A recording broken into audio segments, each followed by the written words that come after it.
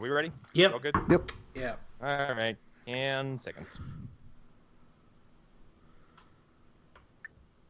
I don't have a burning butthole joke this time, so.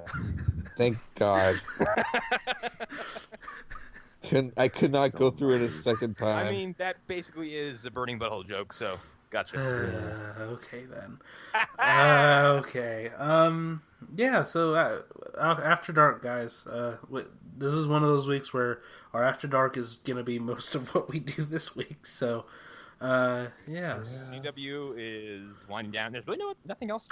It's The just Gifted a little is on, rest. but I haven't given the Gifted 2 seconds of time yet. So Yeah. It's apparently very good, though, from what I understand. Yeah, everything I've heard says it's great. So, need to give it a try. Well, I mean, I think. oh no, that's not until April. Never mind. I was thinking of Legion season 2. Well, yeah. Yes. I think, Legion was Give so it to good and so me. different. Like, I don't care about the Gifted. I well, said the same thing until I heard good things about it.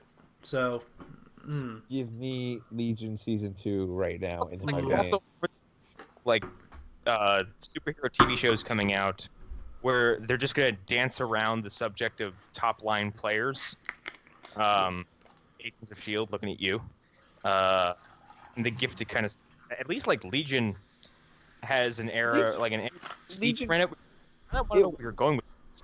And the Gifted is like, where are the X-Men? Woo! Legion works because it's like if they straight up tell you like he doesn't know, like he's fucking crazy. David's nuts. Doesn't matter. yeah. Hello, somebody there? Hi, welcome. Who's knocking at the door there? No, that was my desk, echoing. Yeah. Anyway, this is Dark Episode Random Zone. I'm Connor McGraw. I'm Hunter Davenport. I am Arlen Harrow. I'm Eric Fedorchek. Oh, All right, let's do it one more time because everyone doesn't understand. Yeah, I am Connor McGraw. I'm a fast-talking Jerseyan. I am Hunter Davenport. This is my voice. I am Arlen Harrow. I have a cold, but this is mostly what my voice sounds like most of the time. So, yeah. I'm Eric Fedorchek. I'm the one who has the heavy Pennsylvania accent. Eric says water, okay? Oh God, I hate that I say that. I hate that I say that so much. Like I was listening to an older recording or an episode from a few weeks ago, and I heard myself say water. Eric says, when Eric needs a towel for going in the water, he says, "Give me some towels for my water." I need to go get a bagel. I need to get a bagel. Gonna go watch the Eagles. A bagel. You don't say milk, do you? Milk? What? Milk. Yeah, I know. No, people say- what? Milk? What is milk? Milk is something. It's apparently milk to some people. That's what? What? It's like someone. Milk. The first time someone's like, "A glass of milk," I was like, "Ew." The thing is, like, I was born in New Hampshire and lived there until I was like 6. Lived in Illinois until I was like 8, and then I've been in Pennsylvania on and off since I was like 9. So I'm stuck with this accent for the time being until I can get out of this apocalypse. I have an amalgamation of accents because when I was little, I lived in Florida, and I lived in the boondocky areas of Florida. So y'all and my vocabulary. But I'm born in New Jersey, so we moved back there, and then like East Coast cadence kind of started to, make an impression on me. And then I came out here, and I actually noticed the more I was out here, everyone talks a little slower. They have kind of, I wouldn't say Western, but like country twangs to their Interesting. They have The more that here too. or East Coast, I There is a sound southwestern accent. I've Yeah. noticed, like, Yeah. like, It even Like it expands into like Idaho and shit, and and Eastern Washington also. So it's a thing for sure. like here's the My- thing about growing up in New Hampshire, though, is like, I don't think I have that much of an accent. Really. No, you don't. No, No. not really. I know people who do, and it's incredibly it's like surreal to like watch them like speak. if only one of us was from like Wisconsin Dakota. or something. Yeah. Oh, guys, don't you want to Good talk yo. about the flesh? Oh, jeez, the flesh Oh, was the so I mean- good on this there, it's week. nice. So yes. Not to talk Oh. not to talk about him when he's not on, but like Alan definitely has an accent when he's been on in the past. So Yeah, there's times where it's like, oh wow, that's something new. There are times when I just suddenly become a good fella, even though I'm Irish as fuck. Well, I mean, because all my friends back home are large, 200+ pound bald Italian men, like all of them. And here are their names in a row: George, Mike, Paul, Tony. God damn it! Hey, Tony. Note to the audience: when Connor said "friends," that was in quotation marks. Holy Frankie, get over here! Hey, Frankie. Hey, Frankie. Well, I'm more going. all my on life the, I knew I wanted to be a large, gangster. large bald men. All large bald men. Do you go to public bathhouse together, Connor? absolutely not. You sure Do about that? they wear have my- tracksuits? Hey! Someone's. You know what? All your kneecaps are getting appointments. Okay. Did you say all our kneecaps are getting appointments? Yes. I With a can't baseball wait. bat. How you doing? Bada bing. I used to actually get my hair cut at a place when I was younger. I had this. It was this little like kind of shopping closet, and I'd go in, and the dude had like one of the oldest fucking cash registers I've ever seen. That it wasn't even digital. It Right. was one of those like things. It's They got a have the lever. big lever on the side. Yeah. Cash register. And everyone who worked there looked like an extra from The Sopranos. Like dark, greasy hair, thick mustaches, and all of them just always talk with their hands and like I think Sopranos was always on the TV. I had a boss at my old job at the grocery store who like looked like he walked off the set of Sopranos. Like he was just like, and he was like, "Hey, how's it going?" Kind of like that. It was really cool. Yeah, like I'm from like James Gandolfini had a house on the beach, like 25 minutes from where I lived. How did he pay for that? How do you think? Yeah. I'm just saying. You don't know. What is he doing on the side? God damn it! Completely believable businesses. Yeah, Shut your legit. fucking mouth. Holy God, legit. Get out of here! I own a deli. Here's a $100 bill to make it useful. Yeah, I be make a careful. lot of He money might off bury you in a prosciutto. cornfield. I think Jay Leno was actually on Joe Rogan's podcast and talking about how, as a comedian, like coming up, you would perform in mafia clubs, Yep. and how normal it became for him. I think he said because he was there so much that at some point, I can't remember what it was that he had to do, but he was put into maybe a sticky situation, and one of the guys is like, "Hey, you want a piece? Here you go." Hands him a gun and just goes, "Don't worry, the number's scratched off. Just throw in the garbage when you're done." Jesus Christ. Wow. I really like the It's idea what of someone trusting Jay Leno to murder somebody. Yeah, and then What do I do here? Leno says his wife was there with him, and she's like, "Oh my God, this is actually fucking happening!" Like, Christ. so Who do I need to pop, huh? who do I need to kill? Huh? Let me know. Yeah, it's fine. I shoot in the face.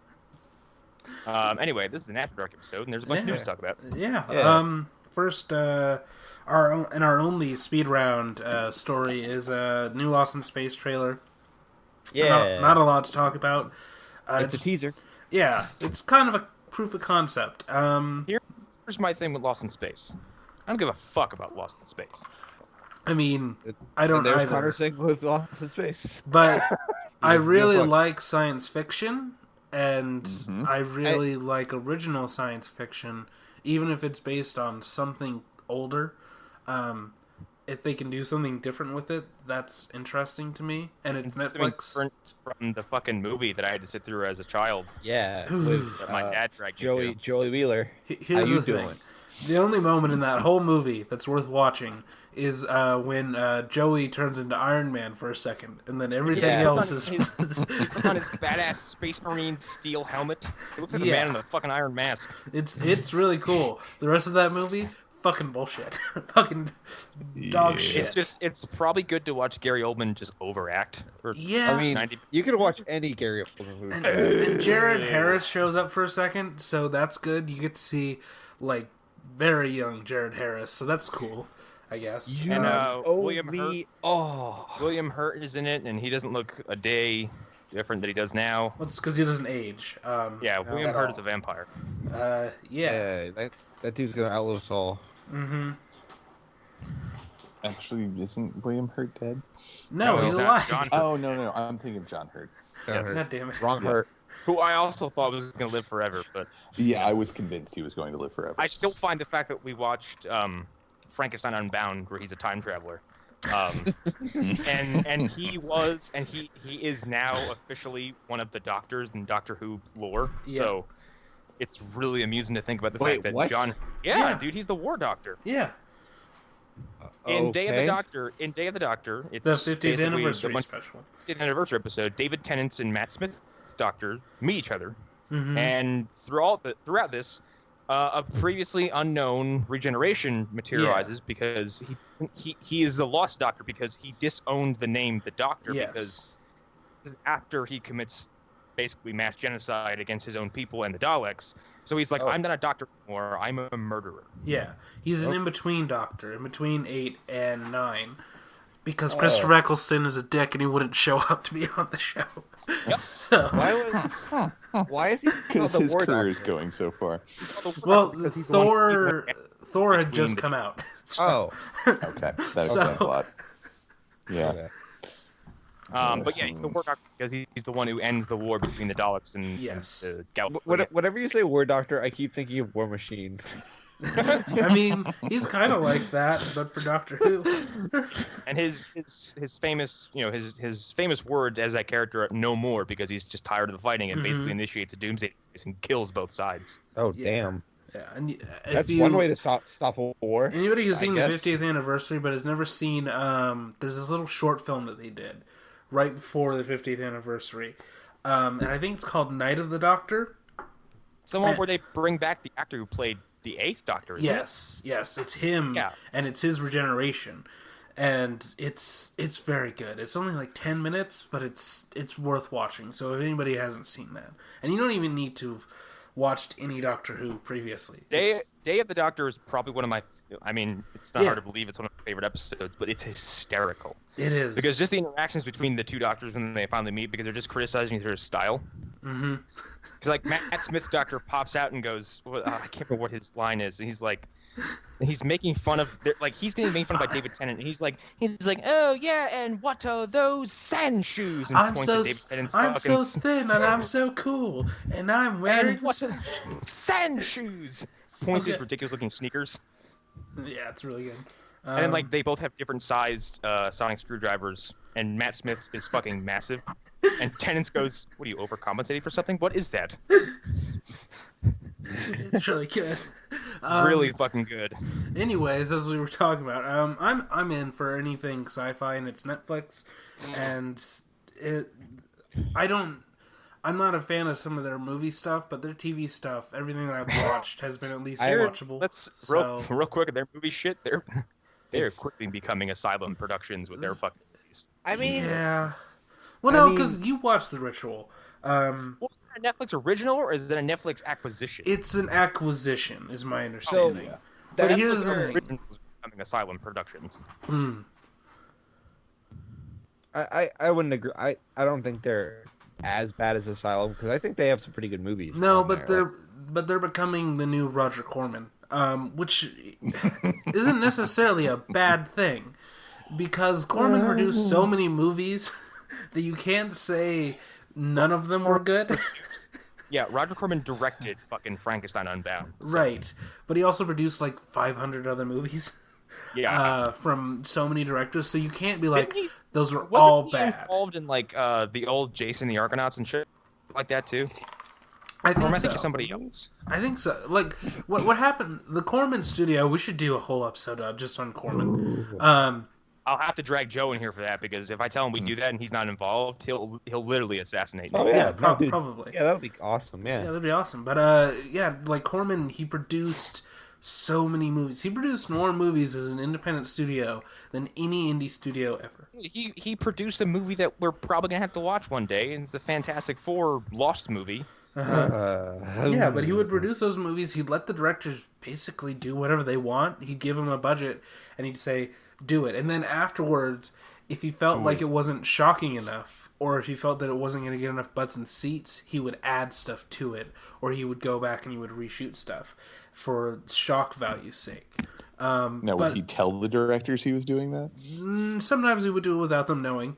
And here's the thing, it reminds me a lot of Netflix, because when you hear stories of directors working with them, they're like, yeah, I never had a problem with them like saying that's too gory. In fact, they would tell me, you should make it gorier. You should make it more shocking. So it's very similar. They're behind the scenes production, and I think that's part of why they're becoming so DTV-ish. So DTV being direct to video. I don't know. I watched Planet of the Monsters last night, and Really? So here's the thing about Godzilla Planet of the Monsters. I think the human's dumb. Like, he's an idiot. Well, like, through and through. I mean, Everything I'd seen of I that. don't expect much of the humans in monster movies anymore. No, well, the thing is I don't either. But like, there's just a part in it that made me go, "You are actually the dumbest human I've ever seen in any of these movies." Like, we're gonna talk about it, but I think every human being involved in the Jurassic World universe right now is fucking dumb as bricks. No, they're all stupid. They're all Yeah. stupid as shit. And also, like, so here's the thing: when you're talking about Godzilla protagonists, the best one that they've ever had is in Shin Godzilla, which is the thing that I have to give that movie the most praise for. Yeah. I agree completely. And I have a long list of things that are like, but still very, very well-rounded movie. Shin Godzilla is the only Japanese Godzilla movie I've watched in a long time. Yeah. And it's mesmerizing. It's very good. If you watch the rest of but, them, though, there are no good human characters. But like, Haru is the name of the character, and like, at one point he is explicitly told, like, the Earth's fucked. Like, even if we kill Godzilla, like, we can't drink any of the water. Like, this planet will kill us. And he goes, no, we have to kill Godzilla and live on this planet. And they're like, it's so fucking stupid. I'm like, really, dude? Like, Is he grabbing his balls while he says that? no, he's like he's pushing the guy who suggested they live on the moon instead, like, against the wall. Oh Like, my. He's like, no, we have to Go somewhere kill where there's no Godzilla. Godzilla. No, let's stay here. No, let's stay here and drink this poison water. There's a 0% chance of Godzilla being here. No, we must live in the place that has a Can you 100% imagine living chance on of the moon Godzilla for a being couple there. months, like looking up in the sky and just seeing Godzilla fucking like paddling his way through space up some. I just like the idea of Godzilla lying on his back, flicking the moon off. I love it. He's fucking like he's like what would be like positionally on his back doing like a backstroke in space, like up to the fucking moon, like I'm gonna get you. It'd be great if he was in a giant wooden horse, but his tail is sticking out. It's very obviously This would Godzilla. only be a good thing. Let's let him in. It's just bulging around the sides of him. Yeah. God damn it. So that's Lost in Space. We don't have much to say about it. 'Cause it's Yeah. just like a minute long. There's no But- fucking robot in it. No, there's a upset voice with at the end, so it's like And Dr. Smith isn't in it, so. yeah. But the trailer, what it gives us is an idea of the aesthetic, and it looks aesthetically pleasing, I It looks guess. fine. I think it looks fine. Yeah. Yeah. So And I mean, it is just a teaser. Yeah. So, like, So Well, that's a it's- speed round. yeah, we'll have more to say when a full trailer comes out. Main stories. What do we want to do first? Do we want to get really pissy with Joss Whedon, or do we want to talk about Aquaman? Yes, let's let's- fucking get let's pissy get- about Joss Whedon. yeah. So I'm just gonna come out and say it because this is as someone who loves both Avengers movies and has really not had a problem with any of the Joss Whedon work I've seen prior to this. Fuck Joss Whedon. Yeah, no, fuck that guy. Yeah. Like, One, because I mean that stuff came out last year about how he's actually kind of a huge misogynist, apparently. Yeah, Yeah. and he might not a he great might guy to his actually- wife. Yeah, might actually No. be a huge piece of shit. And his feminism may be kind of an affront to, or an affront to kind of hide the fact that he's maybe a big old asshole. And all the stories I hear coming out of Justice League paint him as an apathetic douchebag who came in to cash a check, clock out, and not bother to polish a film. yeah. Awesome. Oh, and not to mention how WD fired Zack Snyder and then covered it up. Yeah. Yeah, the fact that WB fired Zack Snyder in the wake of his daughter's suicide. Good on you guys. This is You it's, Good it's, job. it's Wow. kind of a follow up to a story that I didn't want to talk about last week because Warner Brothers firing Zack Snyder was just too shitty, and it just was like I don't want to. I don't want to spread the stupidity of that. But yeah. It's fucking dumb. Absolutely mind-boggling to me. Like, yeah. Well, and the full story now that we have all these different facts that have come out in different times is like, he was removed from production. Yeah. Joss Whedon was brought in, and then basically, I mean, he sounds like he just was like, we'll put this here, we'll put this here, we'll put this here, we'll put this here, I'm out. Yeah. And then the executives were like, okay, now ship it off to special effects. You guys have 2 months or like 8 weeks to get this shit done, and then we're gonna slam it in theaters. Hope it fails, cash our bonuses, and forget this ever happened. Yeah. Oh yeah, here's a that's picture of another my thing. thumb. Put Superman's face on it. Yeah. Yeah, it's like everything I'm learning about WB. They sabotaged it. Yeah, like Yeah. Here's the thing. I have a general assumption about almost all studios, especially the big six, as I've said before, that most of them don't know what they're doing. Most of them don't care about what they're doing. All they care about is the bottom line.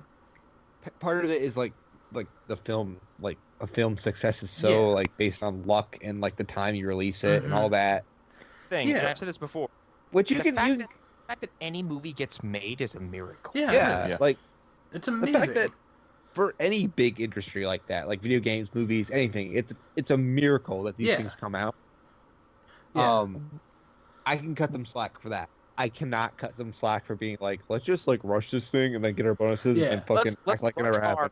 Let's rush the big culmination of our little universe we built, and then just basically just literally like spread our cheeks and dump it out into theaters, and then move on. Yeah. Right. So I can buy a second house. Like, Well, with everything. the Just. Go ahead, Arlen. Everything I've heard is worse than everything that I imagined. Worse. Far worse than anything that I could possibly have imagined as far as things that they would say behind the scenes. And I'll say it many times. The guy who was running Warner, so I believe is still there technically, he's a theme park executive. Yep. That's his experience. His primary experience is knowing when to replace a roller coaster or not. Yeah. And maximizing profits from selling ice Concession cream stands. and things like that. That's his business. That's Every not time- making art. Every time I think about the Warner Brothers execs, I think of in King Kong, the Peter Jackson one, those executives who are like in the theater that Carl Denham's showing that. I think of them. Like for some reason, I just have it in my head that that's them. Yeah. I always imagine the harumphing clones from Frisky Dingo. Interesting. At this point, With Go ahead. I was just going to say, with the two things with the Joss Whedon and whatnot, one, I had read an article that he'd actually been involved relatively early on in the editing of Justice League. He was brought on to so write his additional fingers, scenes. So his fingers were all over it while Joss Whedon was still there. I'm not saying it excuses what Warner Brothers did. I'm just saying he was involved for a longer time than most people realize. Yeah. And number two, with the reason why I think Warner Brothers was so hot to get the movie out is because they saw how well Avengers did with Joss Whedon's name attached to it. And they're like, oh, well, he's involved with this, so this will be a gold mine. Yeah. He'll make billions of dollars. It's easy money. Yeah, Yeah. I mean, It wasn't, because Joss Whedon did what I perceive to be as a fucking horrendous job of attempting to fix this movie. yeah. Yeah. But if you look at it from we before, don't even know if it needed fixing because we That's don't know true. what the original cut resembles. well, there's so much to unpack. I think here's the thing: we need to do an entire episode about Warner Brothers, the same way we did one about Sony. No, actually, I think that all this news that's come out, like a Justice League post-mortem, is necessary because, like, the Superman scene that came out alone, like, it completes his fucking arc. Are you kidding me? It's deleted scene?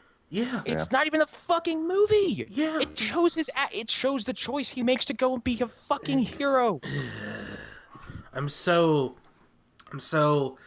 angry at this point. With And there's everything some that I've things. heard. There are some things that I picked up whilst doing those. Well, I was watching all those scenes where people replace the music in Justice League, and I picked up on something I didn't hear in the theaters. And I'm gonna go back and look for it in the original, like in the actual original footage. When Wonder Woman says, "You are Kal-El, last son of Krypton," there's a very faint Kurt Russell talking to Clark, and Clark says, "That's my name," from Man of Steel. Yeah. What? That's in the movie? Apparently. Kurt Russell? Don't you mean, Kurt Russell. What did I say? yeah, you said Kurt Russell. Kurt Russell. Well, Kurt Russell is the alternate. Is the alternate casting. Yeah, Russell Crowe. Here we go. No. Oh, Russell Got it. Crowe. Okay, yeah. I'm imagining Jack Burton telling him that. Your I'm old buddy imagining, Jack here. fucking ego. The hangman from fucking Hateful Eight. Now I'm gonna No, take it's, this it's- woman to hang in Red Rock. Yeah, it's Russell Crowe's talking to Clark, and Clark echoes like, "That's my name, Kal-El," Yeah. because that's when he's finding out where he's from, and that's an interesting little audio touch that I didn't pick up on at all. Yeah. And I think it's just more evidence that, like, I think Zack Snyder was maybe onto something with Justice League, but we'll never fucking know. Yeah. I mean, But we bring up Joss Whedon because Joss Whedon was removed from Batgirl. Yeah. well, okay, so I don't think he ever even had the Batgirl job. I don't think he did either. I don't think he ever had that job. And here's the thing: I understood why he was brought on to Justice League, because as I said it at the time, he was the only person who had worked on a movie at that caliber ever before. Period. Yeah. He did it twice. He did movies on that level with that many superhero characters twice. What your opinion might be of those movies, and particularly the second one later on, that's your opinion and you're entitled to it. But he did it twice, and both of them were financially successful, so that's why he got the job. Mm-hmm. And I think that we can see that clearly he just didn't give a shit. Which it doesn't surprise me at all, because I don't think he likes working with studios on pre-existing properties anymore. I think he's burnt out on it, and he just gave them his time, but he didn't give them like his real heart, I guess, or his soul. And you can tell it's by looking at certain scenes where you're like, this was probably meant to be a lot darker, and you jack the colors up, and everything looks fucking weird. Yeah. Yeah, it's like I've said it before. The entire third act looks like it takes place inside of a space heater. Yeah, it does. It really does. Everything is just, I'm like, why is everything so fucking red hot? Like, Yeah. Like, there are scenes where it's like, you change the color grading to make it fit better. But this is a Snyder scene. This is Snyder's... Yeah. This is completely Snyder. You just changed the color grading. That's all you did. You did nothing else. You changed none of the writing. You didn't reshoot this. This is exactly the same scene. And you're just hoping that we don't notice. Yeah. Batgirl. I mean, this is also more evidence of Warner Brothers just, like, not having a stable ship, because this is the umpteenth director to leave the umpteenth project. Yeah. And apparently there's a new regime, which I didn't realize. I didn't realize that there was actually a new group of people actually in charge, which I don't believe for a fucking second, because they've changed regimes as far as who's in charge of the DC movies a billion times, like it's even gonna fucking matter. They're gonna change it again in a year, and they're gonna blame it on like this... 2 months ago? Like, Yeah. 2 months ago, week to week news items, there was one saying, there's too many cooks in the kitchen. Yeah. And the following week, another executive was like, well, these are too big for just one person. Yeah. Like, what? And then Walter Hamada was brought on to be in charge of all these things. But is he really even in charge? And when Aquaman doesn't do as well as they want it to do, which I think it'll do good, but when it doesn't make billions of dollars, they're going to blame this Walter Hamada guy who just came onto the scene. The same way that they did Jeff Johns. If anything, Aquaman will be, like, I don't know if it's going to be successful or, like... Yeah. I'm at this point, I have my doubts about all of these movies. Here's something else I'm mad about, because, like, Aquaman can probably be as good as Wonder Woman when it comes out. Maybe better. Maybe just slightly worse. Possibly. But the problem now is that the representation of this brand that you have pushed to the general public is shit. Yeah. It's shitty shit. Yeah. And I have seen this just through social media interactions. People love posting memes about DC films fucking failing, not having their shit together. And how Marvel's always killing it, and these very pro-Marvel, anti-DC stuff. And it's mostly from people who don't fully know what they're talking about, and they're just trying to join in on the bashing bandwagon. Yeah, the dogpiling. When they're not taking into account, like, this is the work of just fucking ninny hammer executives who have no idea what they're doing. Yeah, and here's the thing. This is bad for a number of reasons. Brands can be corrupted, and they can survive that corruption. I mean, there's a period of time in which putting Stephen King's name at the end of something was a joke.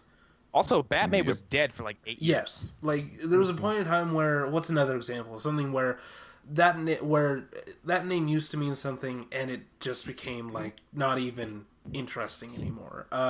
The writer of Jurassic Park, like there was a point where they were getting how many movies with his name on it, and it just stopped meaning anything. M. Night Shyamalan. M. Night Shyamalan had probably the quickest cycle of bad events because he got hot, everybody hated him, and then he got hot again. Mm-hmm. And it happens, and it goes in cycles. This is going to be much harder because you're going to have to wait a while. Like Batman was untouchable, but Batman has a wider appeal. Yes. And Batman's malleable. The other thing is like they're taking these names they want to turn into household names, and they're half-assing the effort. Mm-hmm. And also like I think it helps that at the time Batman and Robin came out, Batman the Animated Series was still going strong, and that Bruce Timm animated universe didn't die for another 10 years.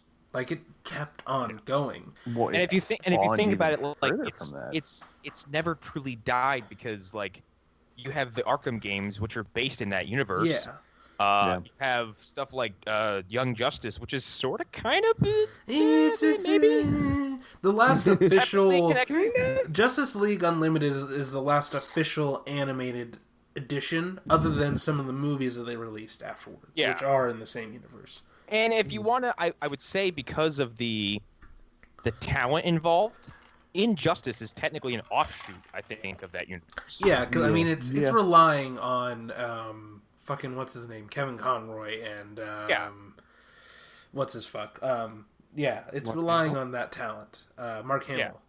So Mark Hamill does not voice the Joker in the Injustice games. Oh, isn't it Troy Baker? Didn't he in the first one? It's this. No, the guy who voices Raiden voices the Joker. What? Yeah. Oh shit.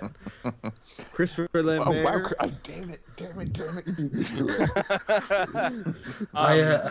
No, they didn't get Hamill. But, like, why have you become so evil? The funny thing about Injustice is that they actually there was an alternate skin for Green Arrow in the first game, and Stephen Amell provides the voice because it's the Arrow suit.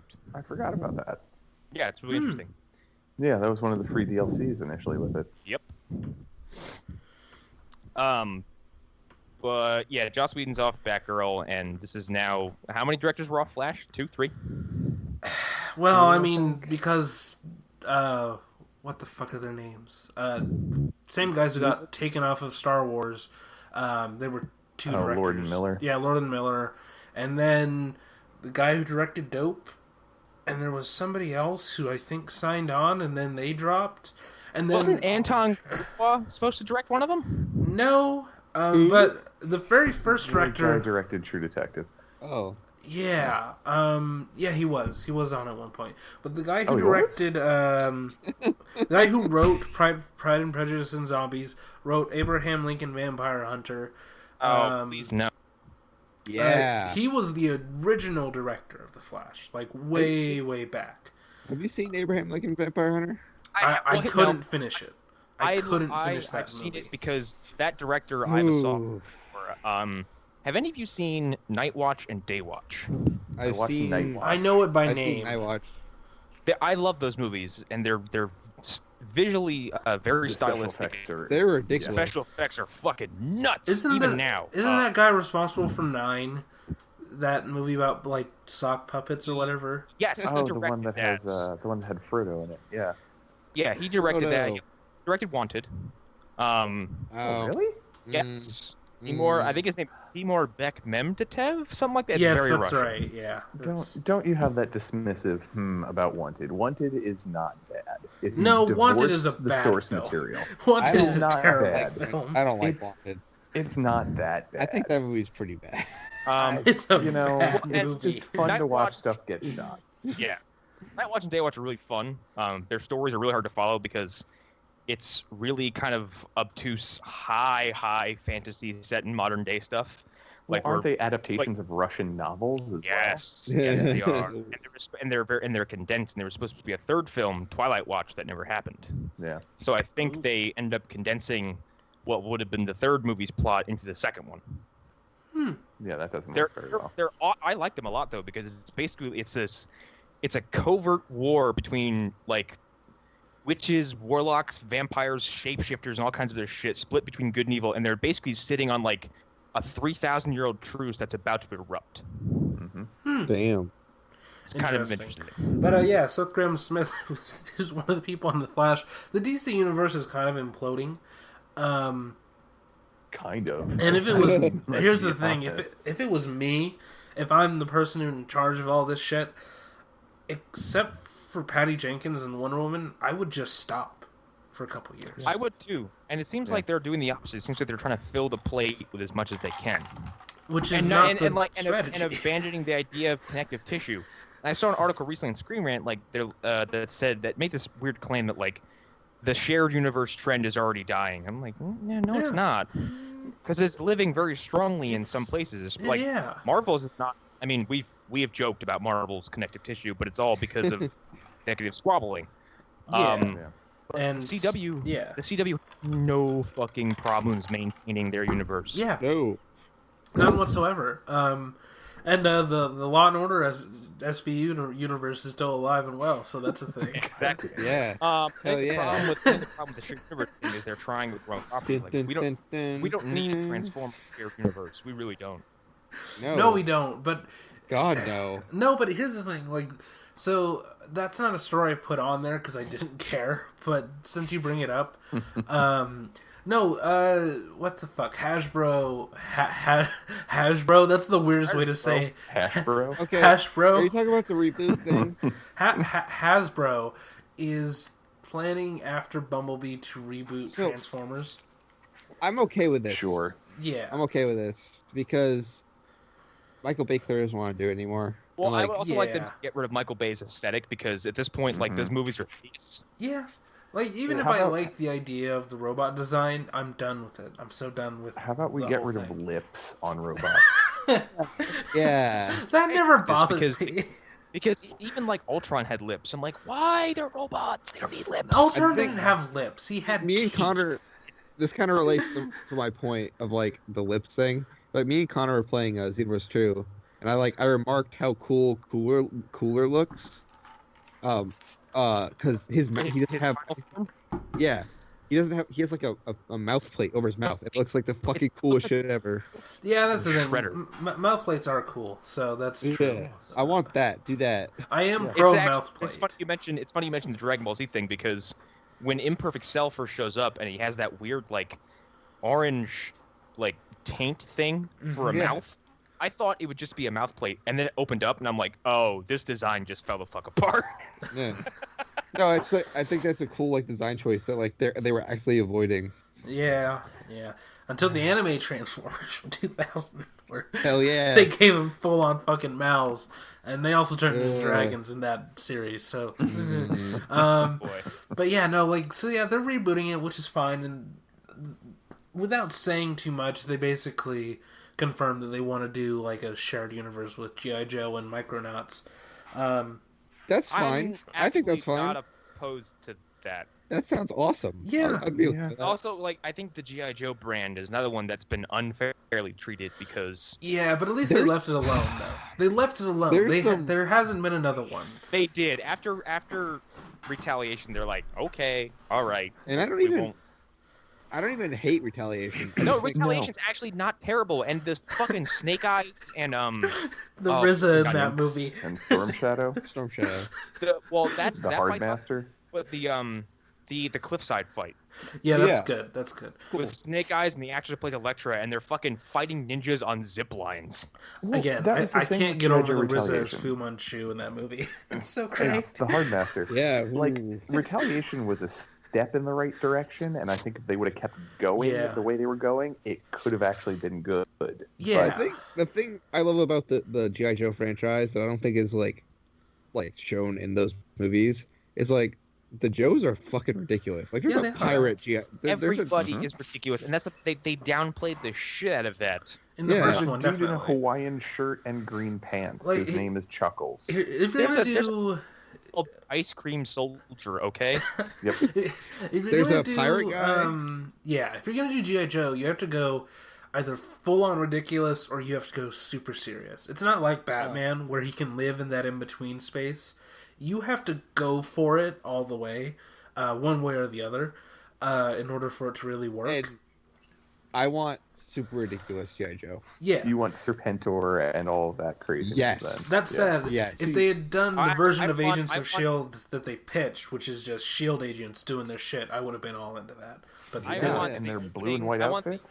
I want the opening of the G.I. Joe animated film just spread out because Yes. I don't know if you remember that, but it's like this ridiculously rad '90s fucking guitar riff G.I. Joe theme song comes on, So good. and the Joes and Cobra are just fucking firing just buckets of lasers at each other over this Yes. actor. But my And people are favorite... parachuting and just fucking brawling. I'm like, this is So insane. good. The And how- animation on that was so good too. Like, Yeah, it was yeah. better than the movie. The- And They then brought the it movie up. starts and you're like, oh. Yeah. And I love Reboot. that. I love that they Is there- fight snake people.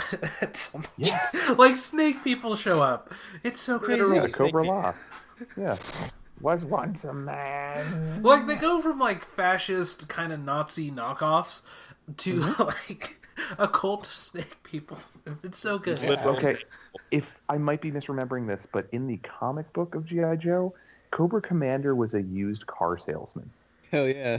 I don't At know. one point, he was a used. I swear to God. I mean, swear to God. That's better than him being Is that- Joseph Gordon-Levitt. Oh, god damn you. I was just gonna get there. I was gonna say, it's better than him being like, I'm Cobra Commander and putting a gerbil ball in his helmet. Or on his head. You can call Yeah. me Commander. Believe that. Okay, There's here's like, I want to say it's a joke to say that the series of events in that movie is like, you can call me Cobra Commander. I surrender. It's so good. You're not Like- wrong. Like he creates Holy Destro. He creates Destro at the end of the movie, and you can. And then they immediately surrender. Yeah, and then Destro was put in a fridge in the next movie. God damn it! Oh yeah, they didn't use Deathstroke at all. They didn't use him at all. No, Cobra fires him and then leaves him in the facility. He's written out of the film. He looks at him and says, Destro, you're out of the band, and then walks away. And then they completely changed Cobra Commander's design, which is such a strange Yeah. choice. But here's the thing: one thing that is kind of oddly relevant now is Retaliation, and how at the end of the first Cobra movie, or the first movie, Cobra's flag is revealed as replacing the U.S. flag, Yep. which is just that's really weird now. Watching that now, That makes Yeah. me uncomfortable. yeah. I also like the fact that Channing Tatum shows up in the second movie for about 8 minutes. God, And then he is gets killed in such a killed. definitive fashion. There's no way he could ever come back. He's right next to an RV that gets fucking hit with a Scud missile, and his flaming corpse spins through the air and lands in a sand dune. Can we watch G.I. Joe for the podcast? Because holy shit.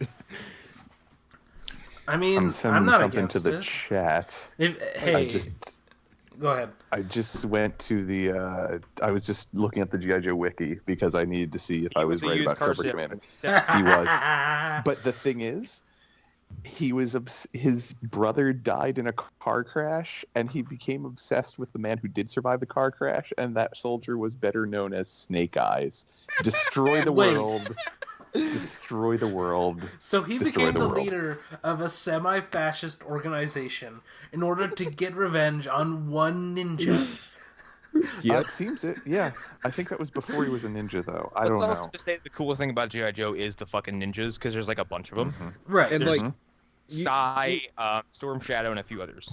there's a really great episode of Heroes and Villains. I don't know if you listen to that podcast about is it Snake Eyes?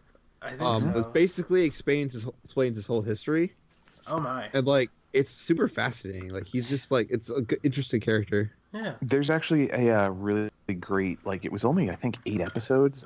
Warren Ellis wrote G.I. Joe Resolute, I think it was. It's animated, and it had some of the best, like, Storm Shadow and Snake Eyes stories I've ever seen. It was so good. Like they were pretty much the main characters.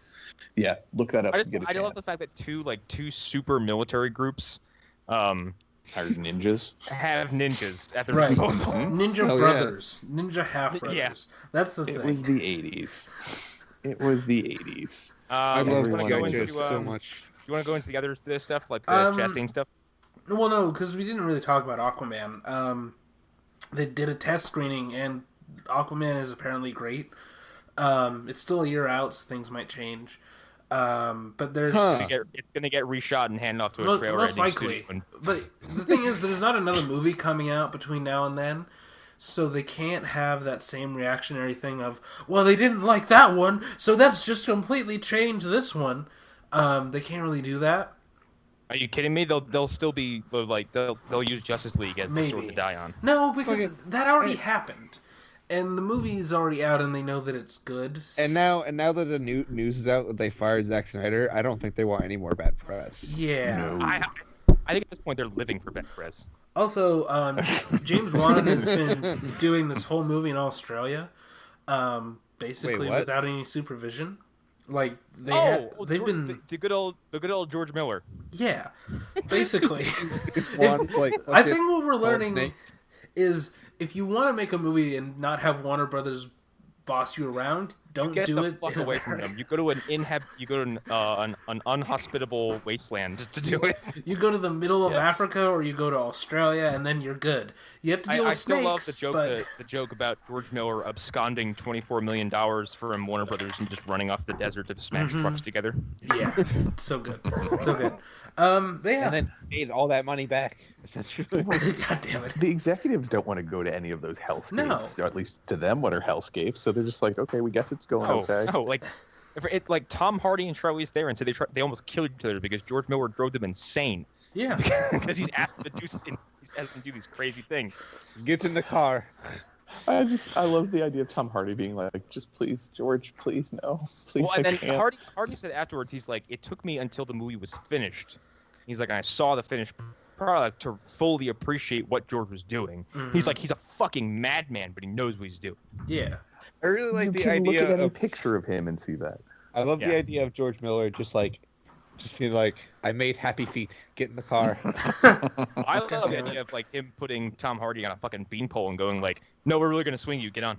No, it'll be fine. It'll be Do fine. it. It'll be You'll fine. be fine. Trust me. George, made happy these feet. handcuffs seem really Trust- tight. Shut up. Trust me. I had a stuntman's legs broken in Mad Max 2. Bye. A friend of mine almost died during the shooting of one of these movies. Dude, Yeah. if you go back and just look up the injuries people sustained Yeah. during the first Mad Max, it's kind of nuts. Yeah, that's Because like and it's funny because a lot of these people were just kind of okay with it because a lot of the biker gang was made up of actual biker gang members. yeah. That's not Yeah. that Just really just surprising. walk through the bar. Hey, you want to make like $10? and they were paid in beer. Yeah. Sounds like- about right. That's Yeah, that's the Australian film industry in the 70s. Fucking crazy. They like yeah. Water. One of them probably fucked up. Like God, what's his name?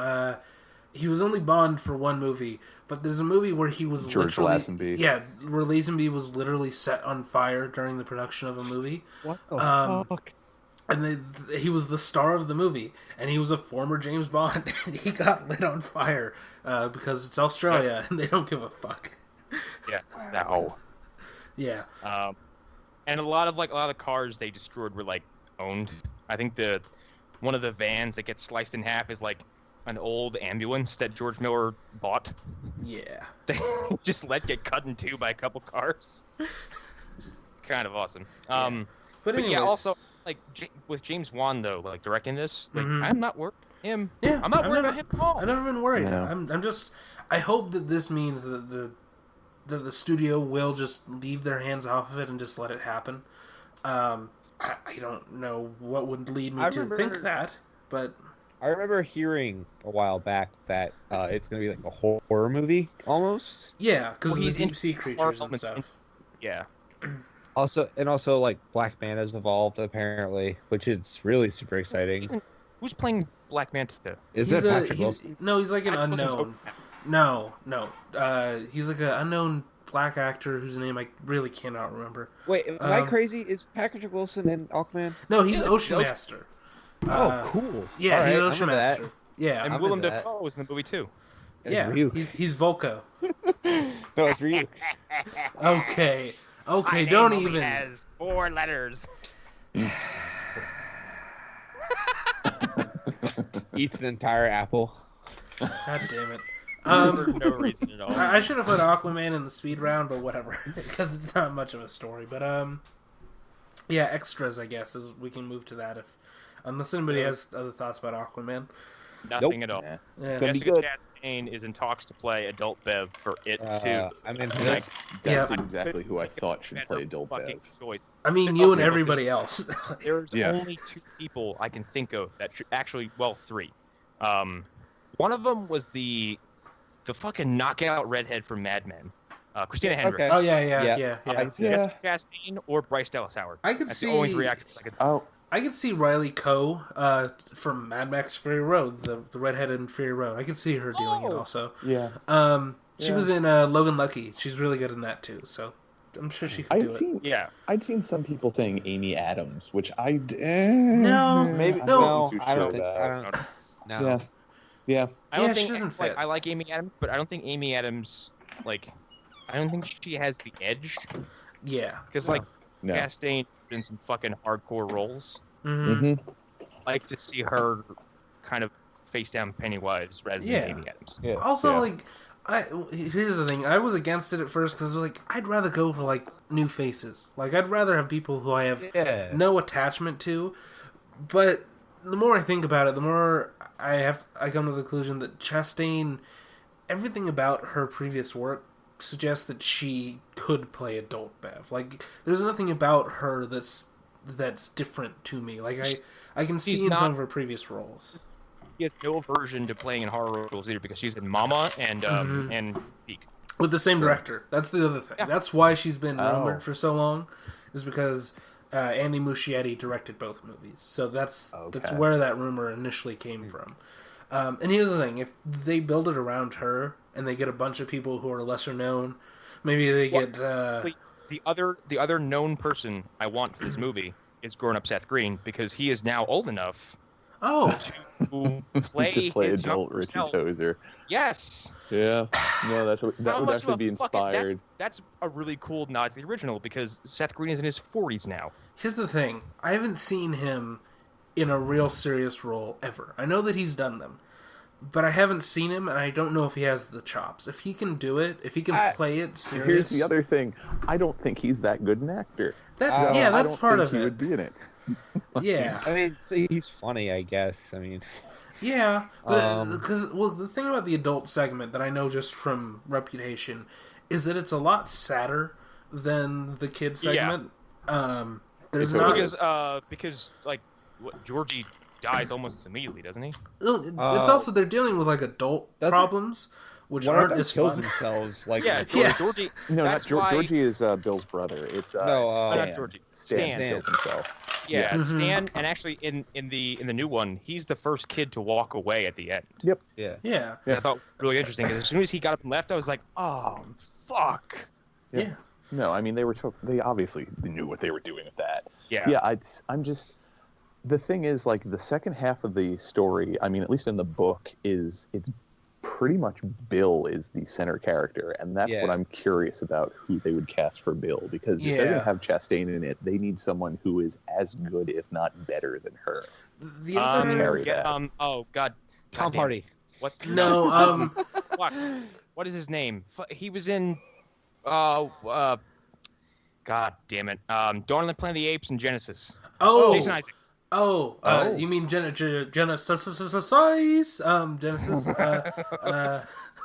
Yeah, that's my official name for that film. Here's my problem with him. He's too studly.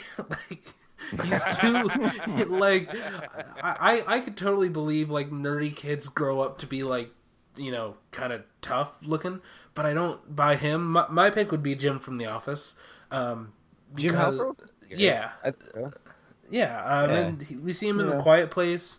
I could see him playing off Chastain well. And I can also see like him as a kid like being like a stutterer and stuff like that. So Yeah. he's who I would buy. But then the rest I would want lesser known. Boy.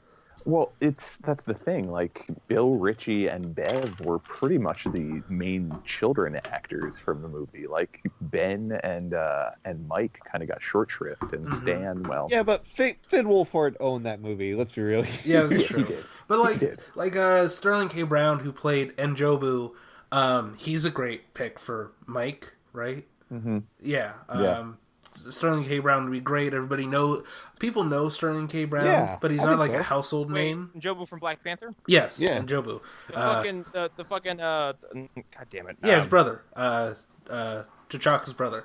That's all we should say. Okay, I'm sorry. I just keep referring to him as Killmonger. I keep forgetting his actual Wakandan name. Yeah, his name is Njobu. I don't remember his Eric's Wakandan name, but yeah, Sterling K. Brown. He'd be good. I think. Other than that, like unknowns are who I'd want. I want new faces, kind of, but good faces. So, yeah, I don't know. Yeah. That's the thing. But no, Chastain would work. I'm into it. Yeah. So yeah, next story. Oh boy. Universal, in their comes brilliant wisdom, has decided to announce that they are doing Jurassic World 3 before Jurassic Why? World 2 has even Why? come out. Okay, why? Because money, I guess, and so I don't. I'm gonna get on a fucking soapbox right now, okay, and I'm gonna put it out there. And I know you're gonna agree with everything I'm gonna say. yeah, totally. Jurassic World is fucking dumb. It's the fucking And worst we all movie of that really year. have to come together and start to realize that these are the cheapest, most soulless, hollow attempts at just milking a franchise dry that I've seen recently. Preach. The Jurassic World I went into, like I fucking love Jurassic Park. Yeah. So let's get that out of the way. Right now. I love Jurassic Park. I love Jurassic grew Park up too. loving dinosaurs. I made clay dinosaurs when I was little. I love Jurassic Park 2 as well. I think it's ridiculous, but it's awesome. Yeah, it's fucking great. The guy gets bitten until- in half. Yeah. I grew up loving dinosaurs. I made clay dinosaurs all the time. I made little dinosaur panoramas. I love going to the Museum of Natural History to see those fucking skeletons. Jurassic World infuriated me. Mm-hmm. One, it's filled with stupid, and unlikable people. Yep. And the movie treats you as a viewer like a child. Yeah. It talks down to you for 2 hours and tells you you're dumb. These are products sponsored by Verizon. Throw some fucking money at us. Mm-hmm. I hate that movie. It's fucking cynical as shit. And the second one looks just as fucking stupid. Why would you build $1 billion attraction park on top of an active volcano? Fuck you. And then don't tell me I have to suddenly care about these things after you just spend 2 hours telling me I'm stupid and I shouldn't care about these things. They're just products. Yeah. I think the funniest part of that whole movie is the Indominus Rex, because why the fuck? Just like they're going Why through is there like a door? Why is there a dinosaur-shaped sized door attached to the paddock? Why? Not only that, they're like going through like the things that they put inside the Indominus Rex, and you're just like, And it's the All- stupidest thing you've ever heard of because it sounds like the most dangerous thing ever concocted. We're and gonna lied. put snake DNA in, and we're gonna What put the fuck? What were you this. fucking thinking? What did you think was gonna happen when you Like- did this? Like, there are 3 other movies devoted to Right. why dinosaurs is a bad idea. Well, And then isn't this like- movie is along, like, look, we made the most dangerous, fucking, horribly scary organism known to man. Congratulations. I vaguely remember in the book that the Indominus Rex exists, and I think it makes more sense in some way. I don't exactly remember specifics, but like, it's kind of fucking dumb that they were just like, let's just give it like cloaking powers, right? That's a good idea. Yeah. Well, no, that was when they said, like, yeah, we put cuttlefish DNA. Like, those are mean little undersea bastards. Like, Yeah. I'd watch something about giant squid, and a guy was searching for him, and he ran into a bunch of cuttlefish, and they were actively attacking him while he was trying to get out of the Like water. the whole movie, everything about that movie is stupid. It really is. It's fucking ridiculous. And like the moment when Chris Pratt was like, "There's raptor DNA in there," I was like, "Fuck this movie! Fuck this movie so fucking hard." Also, Fuck like this we movie. were told up and down that velociraptors, like Muldoon in Jurassic Park 1, is like, you take one look at him, you're like, that's a scary bastard who will probably kill me with his pinky. And he's like, these things are vicious monsters who should all be rounded up and destroyed. Mm-hmm. Like, you're telling me that you then decided to put that into a giant T-Rex body? Here's You're okay. Here's the only part of the movie I was into was like when they suggested that they wanted to strap guns onto velociraptors. I was like, yes, give me that movie. That's because that's an old pitch for Jurassic Park Yeah. 4 involving, like, mutant human dinosaur hybrids that had lasers on their heads. So here's the That's thing. stupid. I would like that The movie, series could please. get dumber. Like, That would have been can. amazing. like here's the thing. My problem with Jurassic World, and it's one of my biggest problems with the movie, is it's not stupid enough. It's not. It No, acts like not it's supposed to stupid be enough, and smart. Here's the thing. It's also kind of boring. Yeah. Like, stuff happens that I'm supposed to give a fuck about. I don't give a shit at all. The only time I got a reaction was when Colin Trevorrow decided to offhandedly murder some woman really horribly for no You mean reason. Lena Luthor? You mean was she? Yeah, exactly. Even though nobody else in the movie gets Oh, that was fucking her. No, I'm eats sad. Yes, that that's hard. Lena Luthor, star, Yeah. the co-star of Yeah. Supergirl, died by drowning. she has no dialogue in the film except for like, hey, come here and sit down. Mm-hmm. Like, I think it's been talked about to death that like her death scene is dragged out for Yeah. an uncomfortable amount of time when nobody else in the movie dies that hard. Even the people you want to die hard don't Right. die that hard. Yeah, and then Well, Jimmy doesn't Buffett the- walks by at one point. Did. Mhm. The T-Rex shows up. I'm like, I don't give a shit at this point. Yeah. I mean, Like- at that point, I was like, Well, here's the thing. That is the only point in the movie where I was like, "Oh, this is good." The movie's over I now. guess. I guess it's good. Also, Like- they took two actors I like in Chris Right. Pratt and Bryce Dallas Howard, and like Bryce Dallas Howard is like, I'm lady business and I don't have a life. Knuckles on Mhm. her fucking hips, and then Chris Pratt's like, hey, sex. Yeah. Oh, and can we talk about Nick Robinson? Not that Nick Robinson, for those who are from our audience who think of a different Nick Robinson. Yeah, But fuck the- that Nick Robinson. Uh, I'll kick his ass one day. But he plays the apathetic older brother who's not even doing a good job of playing the apathetic older brother. No, he's Yeah. not. And then you have the kid from Iron Man 3 in the worst role he's ever been in. Like, he's underused. Like, And then we've you seen have this the, kid in other You movies, have and the he's used fucking well. Jurassic. Yeah, he's thought in he was- he's in Insidious, is he not? I think he is. He's in Insidious. He's in the beginning of Russell Crowe and Ryan Gosling. From last year. God damn it. Nice Guys. What? He's in the beginning of Nice Guys. He's Oh, the guy yeah. who finds Really? the porn star. Yeah. He's the kid who finds the porn star dead. On And then like my biggest point, like one of my biggest issues with this movie is the nerdy Jurassic Park fan, who I feel like is an allegory for the audience, as these dinosaur nerds who are I constantly forgot he was in talked the down movie. and insulted. He's so bad. And then when he goes in for the kiss with that girl, and she's like, "No, I have a boyfriend." That was.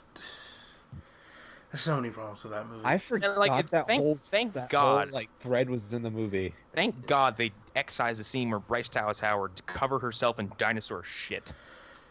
Ooh. Mhm. Yeah. Oh, and then the one time they used a practical dinosaur, it looks like shit. That's the other thing.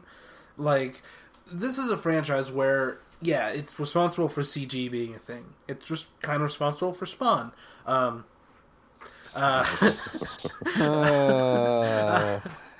But here's the Um, thing about the first movie, Jurassic Park yes. and Jurassic Park 2, like when It looks good CGI now. and practical effects kind of switch in and out, Yeah.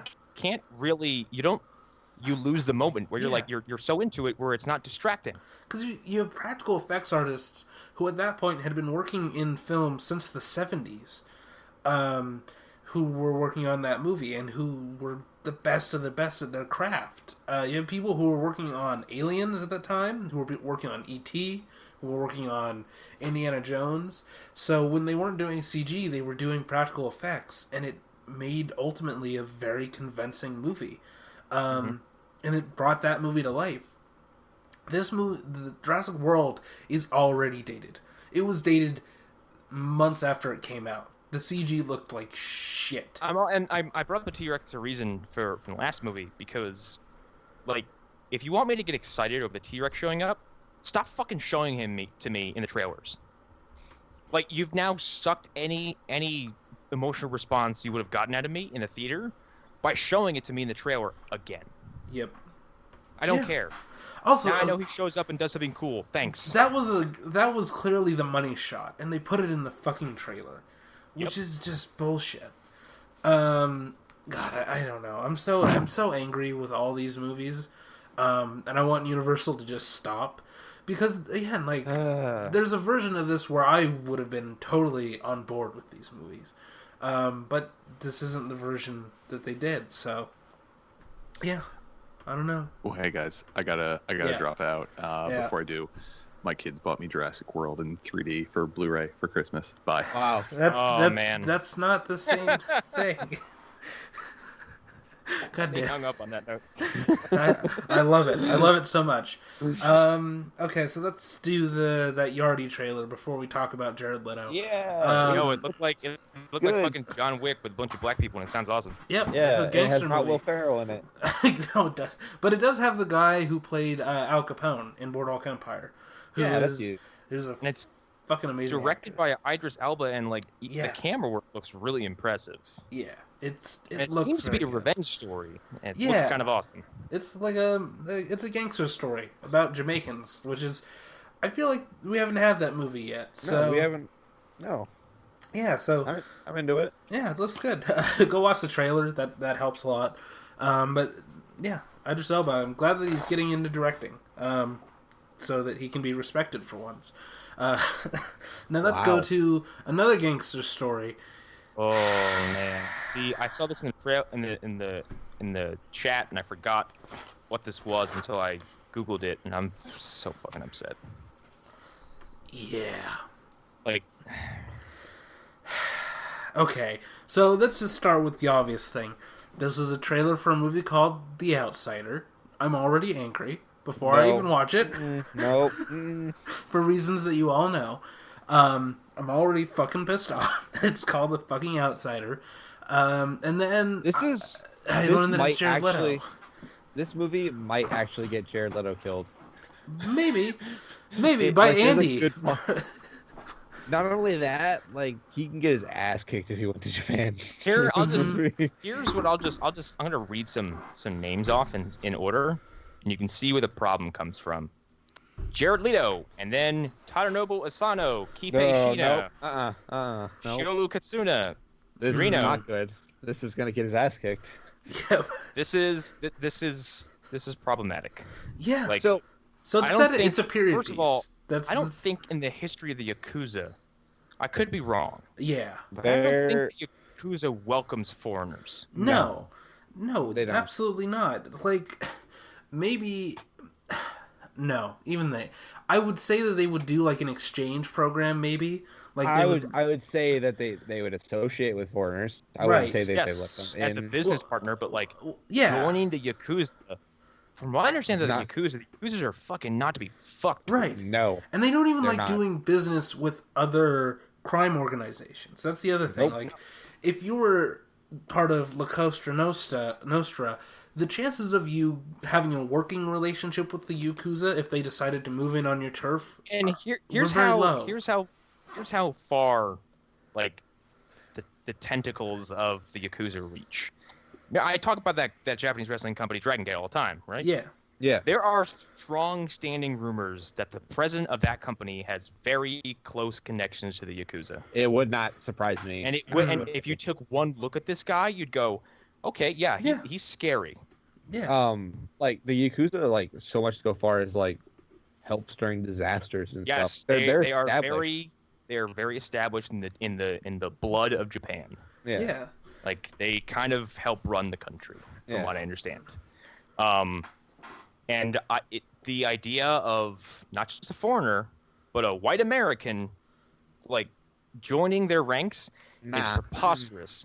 And this is one of the worst examples of, I'm going to use this trope, the white savior that I've ever heard of. Like, and the Last Samurai is different because people misconstrue The Last Samurai as Tom Cruise is The Last Samurai. He's not. He is there to witness the death of The Last Samurai. Yeah. Also, he doesn't win, which is a key part of him not being the white savior. Yeah, exactly. The samurai effectively die. He gets bloodied and dragged off a battlefield and pardoned. Like he gets bodied.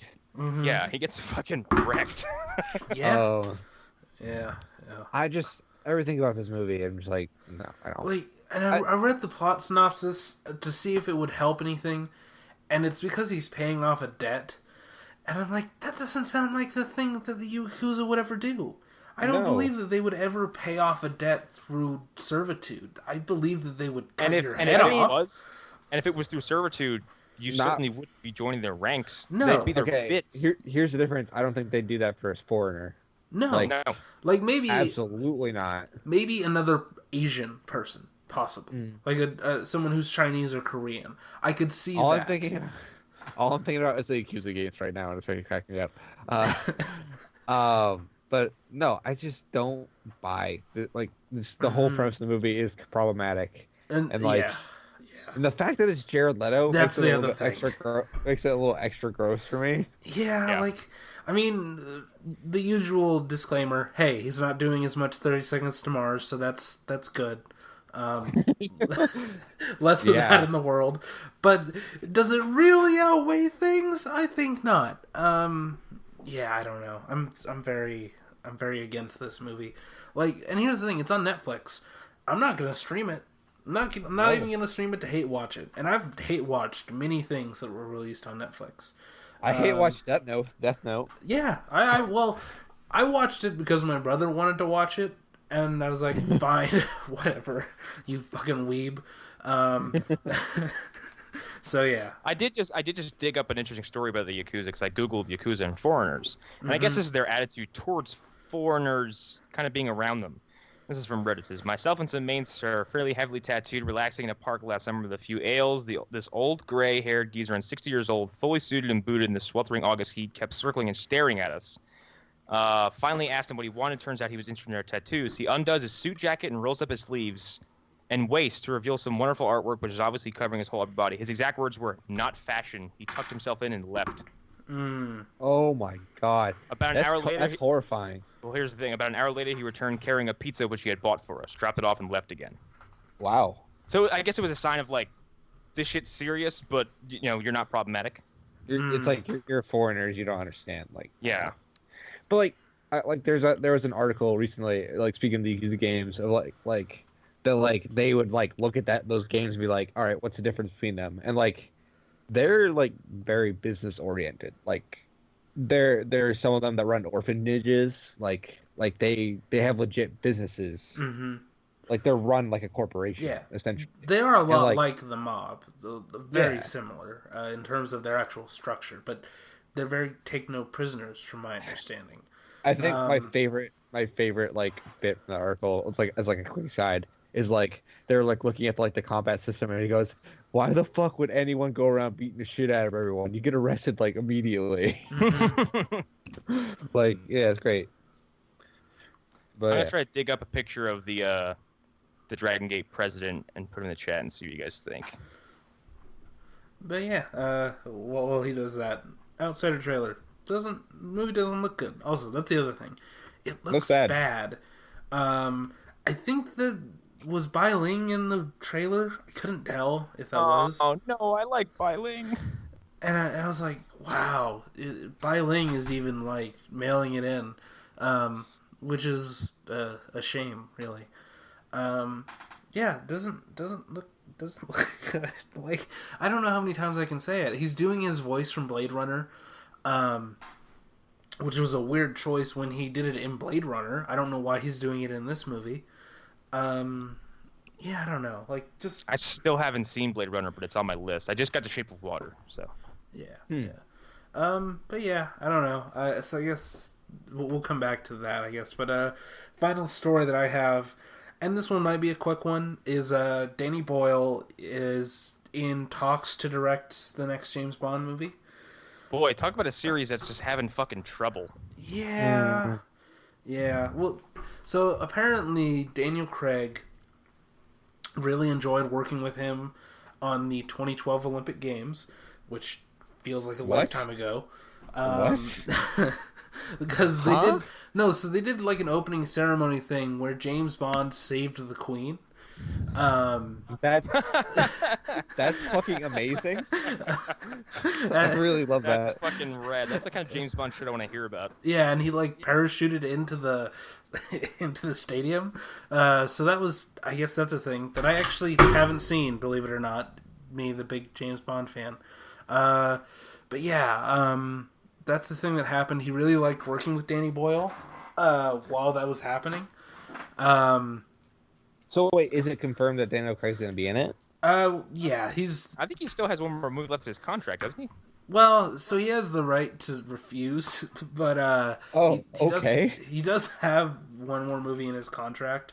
Basically, what contracts mean is if he wants to come back, he can come back. Otherwise, they would have to buy him out. But if he doesn't want to, he can just say, "Fuck you, go." I'm going to make a confession. I'm going to make a little confession about James Bond. Yeah. I haven't seen basically anything in its entirety since after Quantum of Solace. Because Quantum of Solace broke me in half. Yeah, okay. So do you know the story behind that movie? I heard the writer's strike fucked it up. No, it destroyed that movie. The director and Daniel Craig kind of had to make the movie on the fly because they didn't have a script. So that's why that movie is the way that it is. And I think I'm feeling the way I am because, like, my dad is the one who put the love of James Bond to me. Like, I grew up with him. I grew up watching this movie with him. I remember distinctly watching You Only Live Twice with him. I remember distinctly watching Goldfinger with him. Like, I have very, very fond childhood memories with James Bond. And, like, Quantum of Solace ended, and I just remember I was asleep at some point during that movie. Yeah, Quantum of Solace is so fucking boring. That's it's a like common thing. You should watch Skyfall, like, beginning to end. Skyfall is amazing. I've seen the ending of Skyfall because I worked at a movie theater, and it was unavoidable. Yeah. And it really intrigued me because Javier Bardem looks like a fucking scary ass villain. Also, I did see the scene where he takes out his facial apparatus and his face fucking because he got hit with cyanide at some point. Yeah. No, what is it? He bit down in a capsule and because he was a spy. Incorrectly. He was a spy, so he attempted suicide and it didn't work. He has this line. He's like, "Life clung to me like a disease." Which is such a great line. He's like that. I'm gonna watch that as soon as this is over. Yeah. But like my whole relationship with James Bond is that like, GoldenEye really got me into it. That too. I mean, the fucking video game. Like, I think an entire generation became aware of James Bond because of the N64 game. Yeah, and I haven't seen all of them obviously, and I'd like to see most of them. Yeah. I don't care to see the Pierce Brosnan one. They get progressively worse, but you know. I don't care to see those ones. That is true. That is accurate. That is. Yeah. So I've seen all of them. So I am a real fanboy in the way that I want them all to be good, but I'm okay if some of them are bad. Like I was very hurt. There's 25 of them. Yeah, 24. Some of them are bound to be awful. Yeah, fucking missed times. Yeah, still hurt by Spectre though. Spectre's fucking terrible. Do not watch Spectre. I saw about 15 minutes of Spectre and I had to turn it off because I can't. Mm-hmm. Yeah, by Spectre too. Like the word came out about that, and I was like, "How did you fuck up fucking Christoph Waltz? How did you fuck up Christoph Waltz as a villain and having fucking Daniel Craig a lineage Bond villain, like not just a new one. Yeah, no, he's the Joker. Like that's the thing. He's the Bond villain. Like it's like if in the next Godzilla movie, if they found a way to fuck up Ghidorah, if they did that, I'd set the theater on fire at that point. It would be unforgivable, and that's kind of what they did, which is what turned me off of it so much. But no, that movie aside, you constantly joke about I am the architect of all your misery. Yes, that's where that's where it comes from. It was me, James, the author of all your pain. The Bond equivalent of it was me, Barry. Yes, he says basically the same thing. He's like, it was you never saw me. You looked for me, but you never saw me. I was the architect of all your pain. Listen, Blowfield. I won't be impressed until you travel back in time and kill his dog, okay? Like, because fucking Reverse Flash did that. Yeah, but he did kill Eva Green, technically. That's the other thing. So, okay, we're going to turn this into a Spectre podcast real quick. So Spectre does something that even hardcore James Bond fans have come to the conclusion it was a bad idea, which is this. Casino Royale was made on its own. There was no really hint at like Spectre being a thing. There was no sense of a larger universe or real plans for future movies. Other than wait a minute. Did they do some really poor retroactive continuity? They did. Oh, no. They did. They kind of set up this organization called Quantum because they didn't have the rights to Spectre yet. Okay? And then they continued that in Quantum of Solace, and then Quantum of Solace is really boring, and I've described it as it's 7 action scenes happening sequentially and then really bad in between stuff. Like it's boring sequence after boring sequence, and then occasionally they shoot guns at each other. It's lots of like Jason Bourne-esque action, and I have to say, like, I'm sorry, anyone who likes these movies, I think those action sequences are insufferable. No, they're boring. Yeah. I've tried to watch the Bourne. What was the first one called? The Bourne Identity. Yeah, they're all boring. And they're not good. Paul Greengrass shoots action sequences like he's having a seizure. Yeah. It's not. Yeah, I'm real glad that Paul Greengrass's Watchmen never happened. That was a thing, and people shit on Snyder. I think his version is better than there are a few people who can film an action sequence like Zack Snyder can, so those people can shut the fuck up. Yeah. Because I like being able to see what's happening, so I'm perfectly okay with slow down speed up. Can you imagine, like, a close-up of just Rorschach's face and not seeing him actually punch anyone? Oh, God. Like, and people complain about Watchmen's, the prison action scene, which is like, there's no extended brawl in the book. I'm like, yeah, but in the film, like, you get a beautiful panoramic shot, like Silk Spectre jumping off Night Owl's back and punching someone in the face. It's so good.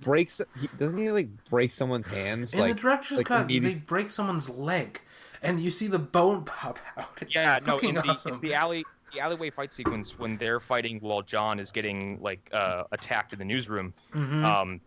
They grab they fight the top knots, and like both Sally. Yeah, Sally and Dan are snapping people's limbs. They're kicking them through dumpsters. They're bashing. They're knocking teeth out. It's fucking awesome. That's the amazing Snyder that I want. And then in the director's cut, when Dan finds out that the original Night Owl has been killed, he grabs a top knot and beats his teeth out. It's so good. He beats this dude almost lifeless. Holy shit. Yeah. Yeah.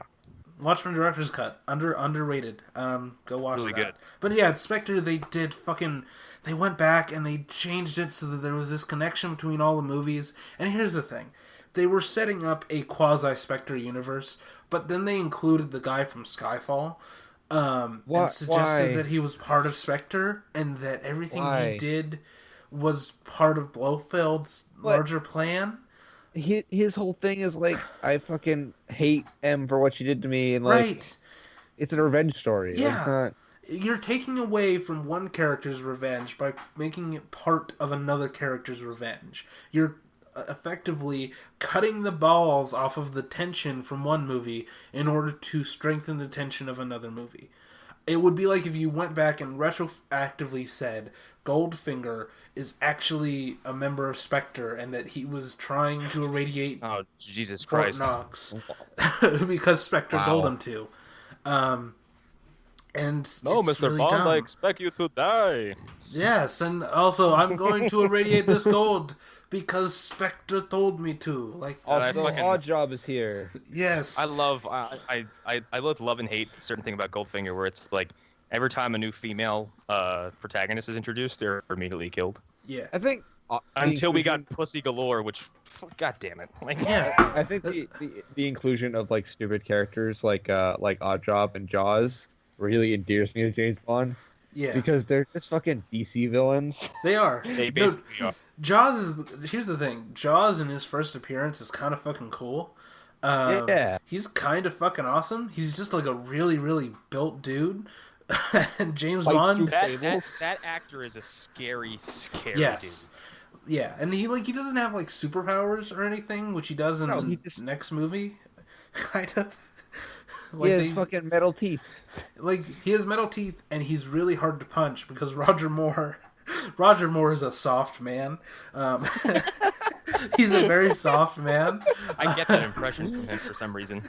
Like he's not a tough guy at all. So That's the like vibe. it works. The vibe I got from Pierce Brosnan was very like, I'm like, I don't know, like, I feel like if I punch you, you'd try. That's like the Jango Fett thing where he looks like someone's stepdad. Yeah, and like when Daniel Craig got cast as James Bond, I was like, that man puts the fear of death in me.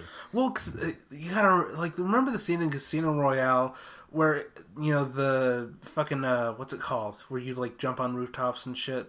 Parkour. Yeah. Parkour. The parkour guy, like he jumps up and he like goes through this little slit in the wall, and Daniel Craig just fucking runs through the drywall. He just fucking like plows through it at full speed. And then keeps on walking. Like he Daniel smashes Craig through looks it. like someone who would kill me with his thumb. Yeah. Whilst filling a drink. There's a scene where he does there's a scorpion on like a table and he does some kind of weird shit with it, and I'm like, yeah, I believe he could do that. Yeah, Like, he drinks Well, a there's also fucking that thing. scene. There's also the Casino Royale where he's getting hit in the nuts with like, what is it, a ball rope? Mhm. and he's barely moving. Like I'll say died tickling my balls. Yep. I love it. He's like, hit the left one. To the left. To the left. I kind of love that Daniel Craig James Bond has a sense of humor. Yeah. Yeah. He doesn't give a fuck. No, he does not. Yeah, it's so good. Yeah, okay, so I guess we can wrap up, actually, if we want to. Yeah. But yeah, no, Danny Boyle, I think that's a good pick. The other pick, if they don't like his script, they're going to go to the director of 71, which I'm probably the only person that's seen that movie.